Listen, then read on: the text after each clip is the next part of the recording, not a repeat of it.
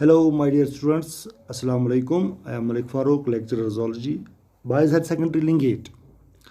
And the topic that I have chosen for today, it is amniocentesis. What is amniocentesis?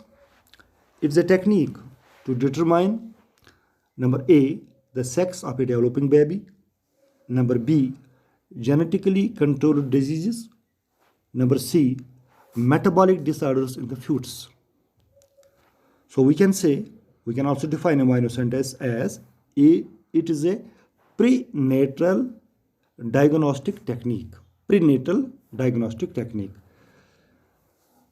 Now, there are certain procedures for this process. Number first, location of the fetus. Location of the fetus is determined by a technique called sonography. यानी आज के date में, आज के medical world में एक ऐसा technique आया है जिसको हम मेडिकल टर्म में सोनोग्राफी बोलते हैं. वो क्या होता है? That is the high frequency और of ultrasound waves to prevent the accidental damage to the foetus. जो पहला प्रोसीजर है इसमें amniocentesis में, वो है location of the foetus. Location of the fetus is determined by a technique which we called as sonography using the high frequency ultrasound waves. Number B, a hollow fine needle is passed through the abdomen and the uterine wall of a pregnant female about 14th or 15th week after conception into the amniotic cavity. इसी procedure का दूसरा जो method है वो है एक सुई ली जाती है, वो पास की जाती है किसमें? Abdomen and uterine wall of A pregnant female. Amniotic cavity में थ्रू सिरेंज सम फ्लूइड लिया जाता है, वो फ्लूइड फिर चेक किया जाता है. Number C, a small amount of amniotic fluid is withdrawn as I have told you in the second method. It contains the foetal skin cells and a number of proteins, especially enzymes. These cells can be cultured in vitro for the further examination. यानी यही sales जो हमने amniotic fluid से निकाल लिए उनको हम दोबारा फिर कल्चर करते हैं मज़ीद एग्ज़ाम के लिए, मज़ीद इन्वेस्टिगेशन के लिए. इसके बाद amniocentesis का एक और मेथड है, या हम इसको बोलते हैं significance. Somatic cells of the foetal skin withdrawn from the amniotic fluid are stained to determine the presence of sex chromatin in a bar bodies. इसके बाद क्या होता है?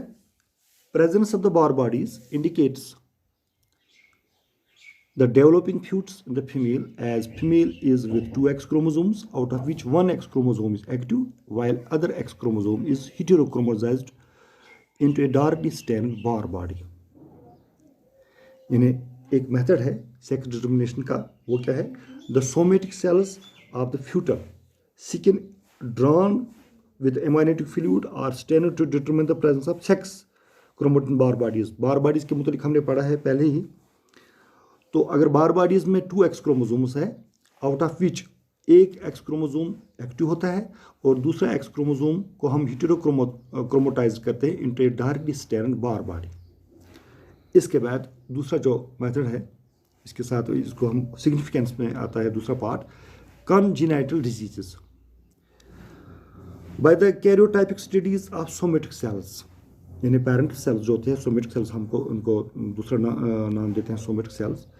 Abnormalities due to change in chromosomes number like Down syndrome, Turner syndrome, Klinefelter's syndrome, this can be determined. C part जो इसका है significance sex determination का, वो है metabolic disorders.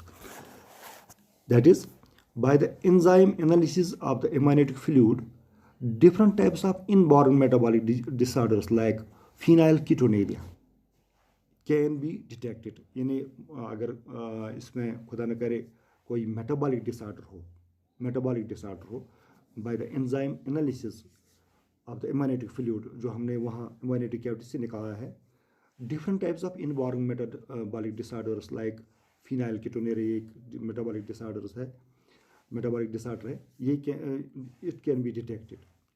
These inborn errors are caused by the absence or inactivity of specific enzymes due to the gene mutation.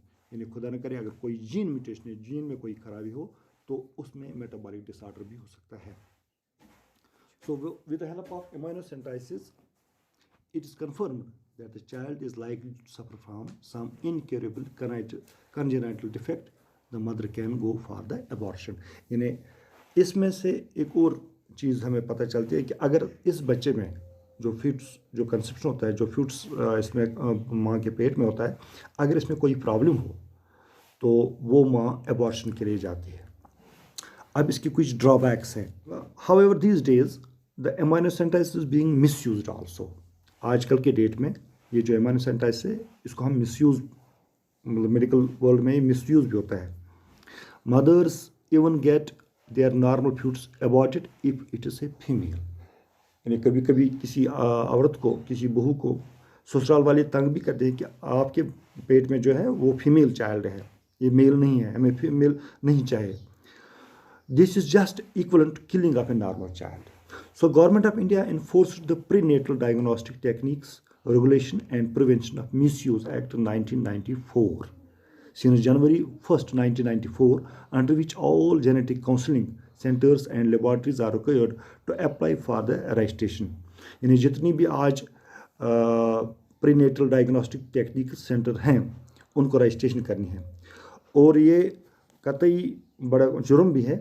The violation of this act can bring a fine of 50,000 rupees and an imprisonment of 2 years. The doctor's registration is also cancelled till the complaint is disposed of. और उस कानून के मुताबिक अगर किसी doctor को इस चीज़ में मुलविस पाया गया है इम्यूनोसेंटाइसिस में, तो उसकी रजिस्ट्रेशन भी, उसकी जो वो रजिस्ट्रेशन होती है डॉक्टर की, वो कैंसिल की जाती है। और जो शिकायत करने वाला जब तक कंप्लेंट वाला अपनी कंप्लेंट वापस ना लें। A figure is attached to this topic. This is the uterine wall. It is amniotic fluid. Placenta. What is placenta? Placenta is an intimate connection between fetus and the mother. This is umbilical cord, amniotic cavity, cells shed by the growing fetus. This is the syringe.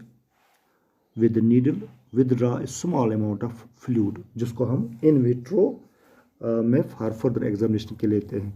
तो this was the process about, this was the technique about the amniocentesis. Thank you.